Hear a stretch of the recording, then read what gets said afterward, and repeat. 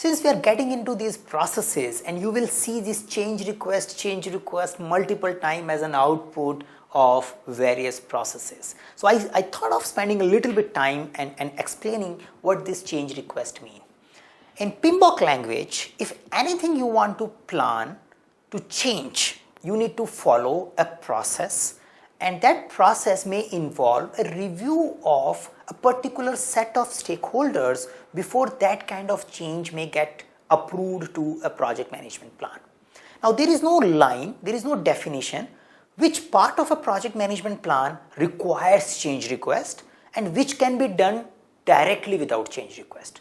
So you see both the things as an output of various processes like update project management plan, and you also see a change request. You may wonder, when I am directly updating the project management plan, why the hell I need a change request? So the essence is there are expected to be a section in your project management plan which only get updated using change request. There are possible areas in your project management plan which can be directly updated by project manager and project management team as and when they need it. Now, which are those sections? You need to explain them as a part of your project management plan, which is usually come under change management plan. So in your change management plan, you explain which kind of a changes will follow a change request route and which part kind of a changes will not follow a change request route. The another thing is there are various types of change request: corrective actions, preventive actions, defect repair, and updates. Now what are they? Once you do an analysis of a data, you may want to change something to fix up the current variances or deviations. So you expected something, but something else has happened. You want to fix it. It's a corrective action. So you are clear that I asked for A, but you have written B, make it A.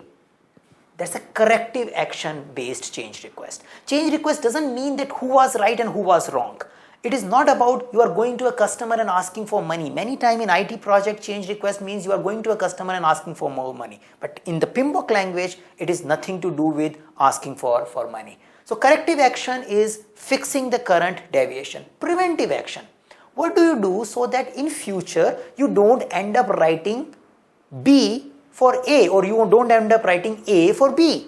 So you analyze various trends, you analyze various data, and you analyze that these are the things which are creating more and more issues or deviations. What should I do to prevent these deviations going forward? Something you do today, something you want to change in your project management plan as a preventive action because you see a trend of particular type of deviation. Preventive action. Defect repair. So defect repair is more or less like a corrective action, but it is more associated with deliverables. So corrective actions could be anything which you want to fix up related to reports or related to anything you want to get it corrected. Defects are when you look at a deliverable and you realize that deliverable is not meeting the required quality standards, the required specification, and you may raise a defect repair kind of change request. And all these are change requests for PMBOK language. Updates. You may want to update a communication management plan. This is something you have learned now.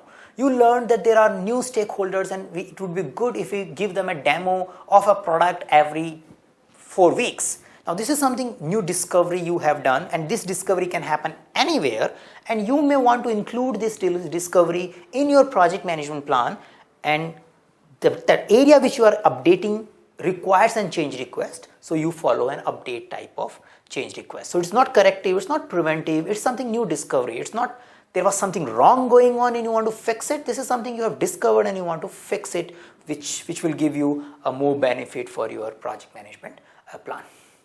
So having said that, there is no clear demarcation where you need a change request and where you don't need. But generally, when you address questions and various other areas, when you are taking a PMP exam, something which impacts the project scope, something which impacts the project cost, something which impacts project timelines, and we can say a baselines of a project usually requires change request.